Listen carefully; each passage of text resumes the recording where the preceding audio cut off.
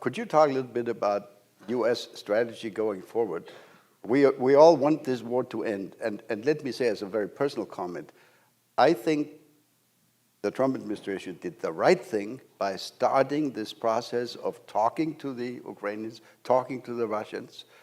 But the Russians seem not to be interested in the kind of quote-unquote deal that could be offered to them. So talk to us a little bit about how you see the next steps. Yeah, so let me say a couple of things about this. First of all, I appreciate your kind words about the administration. Obviously, I think it was the right thing to do for us to start the process of negotiation. I think for too long, the Russians, the Ukrainians have been fighting. Obviously, there's been a lot of people dying on both sides. There's been a lot of innocent loss of life.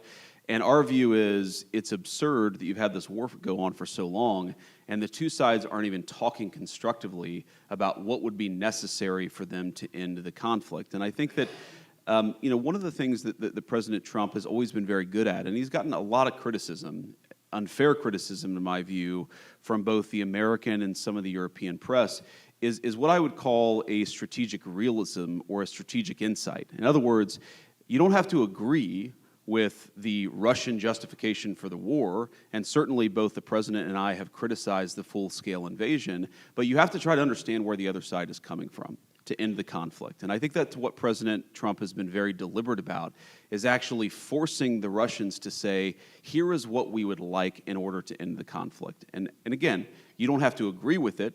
You can think that the request is too significant, and certainly the first peace offer that the Russians put on the table, our reaction to it was, you're asking for too much, but this is how negotiations unfold.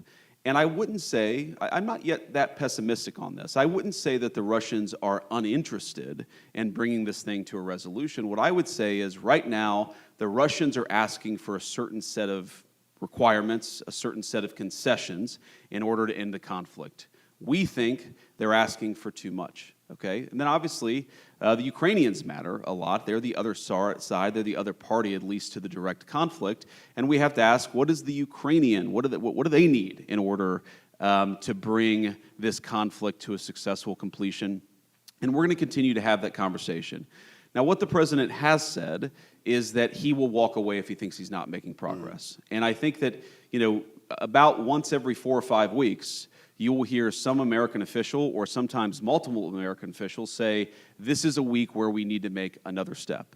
And in particular, the step that we would like to make right now is we would like both the Russians and the Ukrainians to actually agree on some basic guidelines for sitting down and talking to one another. Obviously, the United States is happy to participate in those conversations, but it's very important for the Russians and the Ukrainians to start talking to one another. We think that is the next big step that we would like to take. And why does that matter? The reason it matters is because, again, I mentioned the Russians, but also the Ukrainians have also been they've put a piece of paper in our hands that says this is what we would need in order to bring this conflict to a successful resolution from our perspective. And there's a big gulf, predictably, between where the Russians and the Ukrainians are, and we think the next step in the negotiation is to try to close that gulf. We think it's probably impossible for us to mediate this entirely without at least some direct negotiation between the two, and so that's what we focus on. But